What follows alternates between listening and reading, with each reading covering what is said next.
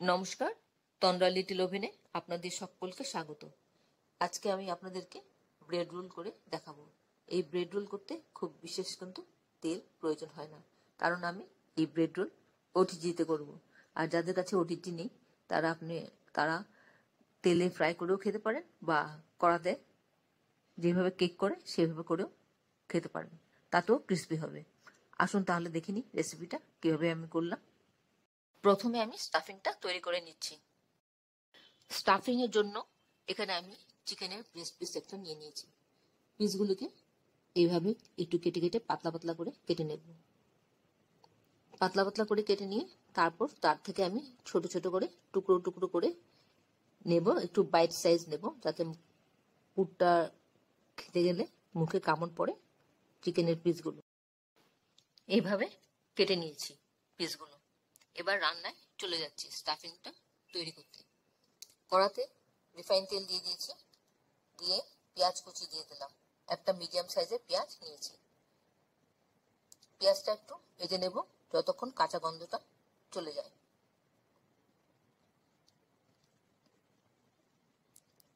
খানিকক্ষণ ভাজার পর এর মধ্যে আমি 4 কোয়া রসুন থেতো করে দিয়েছি। রসুনটাও একটু ভেজে নিচ্ছি কাঁচা গন্ধটা যাওয়া পর্যন্ত। এবার এর মধ্যে দিয়ে দিলাম কাঁচা লঙ্কা কুচি।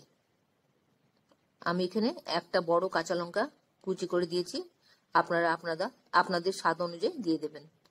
এবার তার মধ্যে আমি চিকেনগুলো দিয়ে দিলাম, আর দিলাম হাফ টিস্পুন আদা বাটা। সবটা ভালো করে একসাথে মিশিয়ে একটু ভাজা ভাজা করে নিচ্ছি।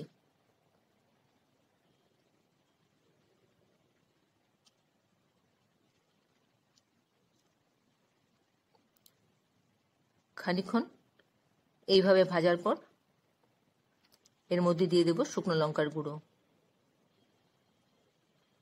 ঝালটা আপনারা আপনাদের পছন্দ অনুযায়ী দেবেন। আর দিলাম নুন স্বাদ মতন। নুন মানে লবণ, লবণটা স্বাদ মতন দিয়ে দিলাম।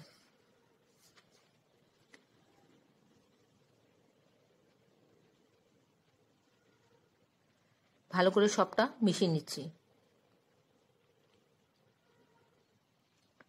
খানিকক্ষণ এভাবে ভাজা ভাজা করে নেব, চিকেনগুলো একটু ভাজা ভাজা হয়ে যাবে। তারপর এর মধ্যে একটা আলু আমি গ্রেট করে দিয়ে দিচ্ছি বাইন্ডিংসের জন্য। আলুটা সেদ্ধ করা ছিল। এবার সবটা ভালো করে মিশিয়ে নিচ্ছি। ফ্লেমটা আমি মিডিয়াম রেখেছি। এবার এরপর এর মধ্যে গরম মশলা দিয়ে দিলাম।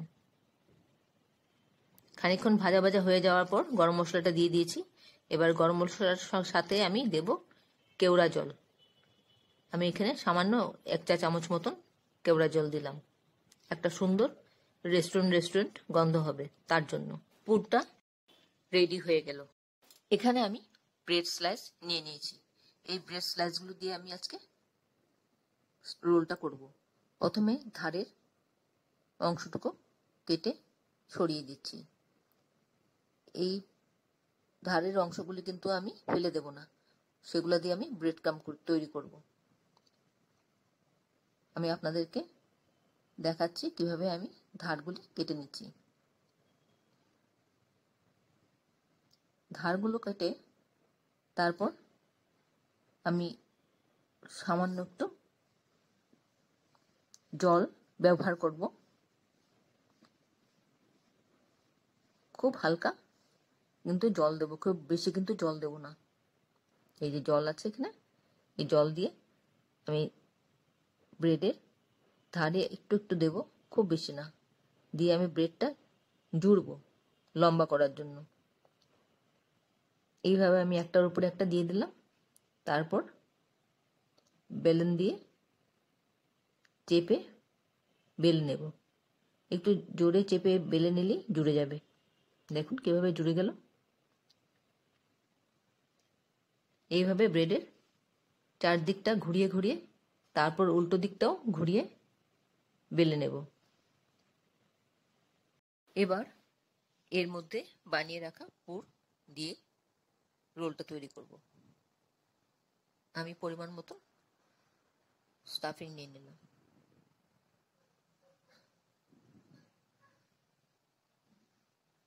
ভালো করে গুছিয়ে মধ্যখানে দিয়ে দিচ্ছি।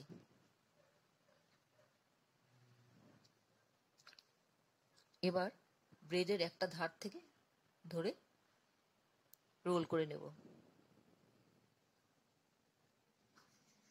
এইভাবে রোলটা আমি করে নিলাম। ভালো করে শেপটা দিয়ে দিচ্ছি চেপে চেপে। তারপর আমার রোলটা হয়ে গেল। দেখুন, আমি রোল রেখে দিলাম।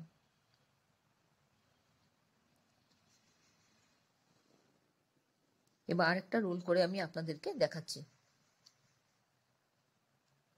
ধারটা কেটে নিচ্ছি।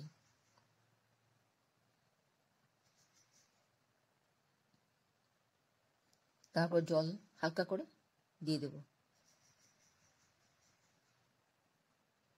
খুব বেশি কিন্তু জল দেওয়া যাবে না। তার উপরে আরেকটা ব্রেড দিয়ে চেপে দিলে জুড়ে যাবে। দেখুন কি সুন্দরভাবে জুড়ে গেছে। তারপর ব্রেডটাকে চারদিক থেকে ভালো করে চেপে চেপে নিতে হবে। এইভাবে করে ঘুরিয়ে ঘুরিয়ে চারদিক দিয়ে বেলে নিতে হবে।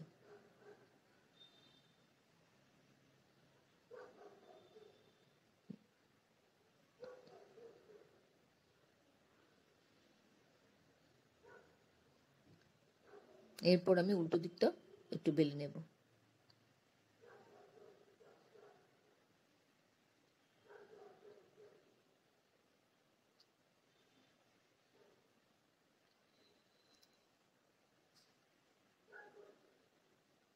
এবার এর মধ্যে পুরটা ভরে দিচ্ছি। আমি পরিমাণ মতন পুর নিয়ে নিচ্ছি। রোলগুলি আমি যতক্ষণ তৈরি করছি ততক্ষণে আমি ওভেনটা প্রিহিট হতে দিয়ে দিয়েছি 10 মিনিটের জন্য 200 ডিগ্রিতে। তারপর রোলগুলি রেডি হয়ে গেলে আমি বেক করব 200 ডিগ্রিতে 8 মিনিটের জন্য। বোথ সাইড রড অন করে দেব। মধ্যখানে গুছিয়ে নিচ্ছি। তারপর রোলটা করে নিলাম। এভাবে আমি সবগুলো করে নিচ্ছি।